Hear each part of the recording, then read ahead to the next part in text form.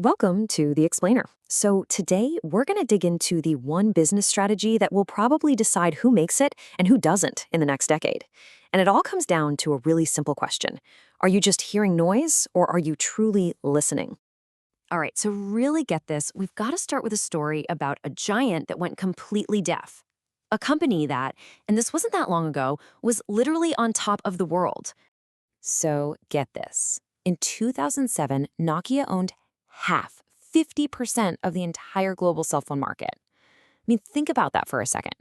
Every other phone you saw was a Nokia. That's a crazy, almost unbelievable level of dominance. To see where Nokia went wrong, you have to understand the two kinds of information they were getting. On one side, you have big data, massive spreadsheets, market reports, all of it telling them that customers in emerging markets didn't want pricey smartphones. But then there was the thick data. See, they sent a researcher to China who found something incredible. People were spending half of their monthly salary on knockoff iPhones. This was a powerful human story. But Nokia, they just dismissed it. Why? Well, the data set was too small. It didn't fit their models. And that single decision, well, it cost them everything. Nokia's story is a huge warning sign, right? Because the world is changing, and it's changing faster than ever, thanks to five big forces that you just can't afford to ignore anymore. So you've got these five forces, things like AI just exploding onto the scene, the rise of product-led growth, and this new focus on customer experience. They're literally rewriting the rule book for business. They're changing how we build things, how we sell them, and at the end of the day, who even survives. Yeah, the old way of doing business, it's toast. Remember those long, drawn-out sales cycles, getting locked into these 3-year contracts? That's all gone. Today, we expect to try, buy, and use software on our own terms, just like our favorite apps. We want the value first. And this is the perfect way to picture that shift. We're moving away from what you could call overselling by accident, where you lock a customer into a huge contract and their happiness just tanks. The new model? It's deliberately underselling. You let people start small, find success, and then they grow with you. It's a true partnership, not just a transaction. So all these forces are swirling together into this perfect storm. You've got AI changing the game, pricing becoming usage-based, and products getting copied almost instantly. The old advantages are just vanishing. So in a world like this, what's left? What's the one thing you can actually own? Well, the answer is a total revolution in how we think about customer interaction. It's about taking what's always been seen as a cost center, the support team, and turning it into the strategic heart of the entire business. We call it support experience, or SX for short. And look, this is not just about answering support tickets, okay? It's a proactive strategy. It's about looking at the entire customer journey, from their very first click all the way to them becoming a power user, and making it as smooth and frictionless as possible. So here's the best way to think about it. Traditional support is like being a firefighter. You're constantly reacting to problems, always putting out fires. Support experience is like being an architect. You're designing a fireproof system right from the start. It's about fire prevention, not just firefighting.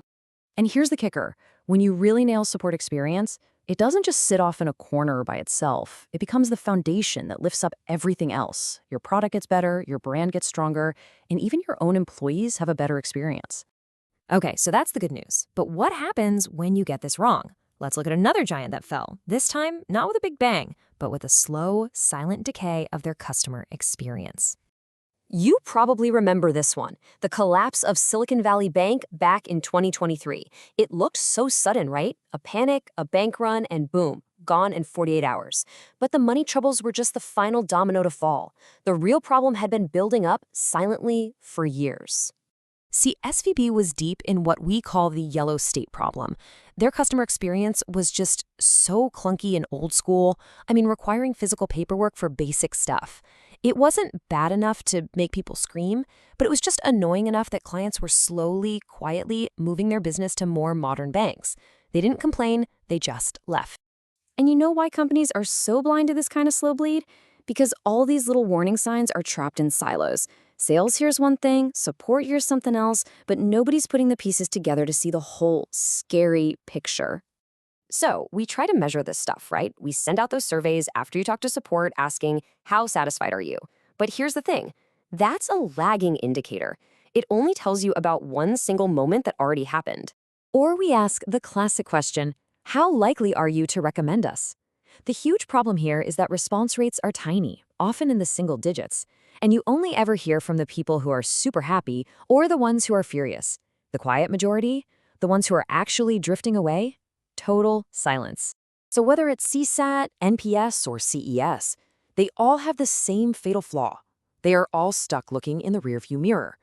They can't tell you where your customers are going, and more importantly, they can't tell you where the entire market is going next.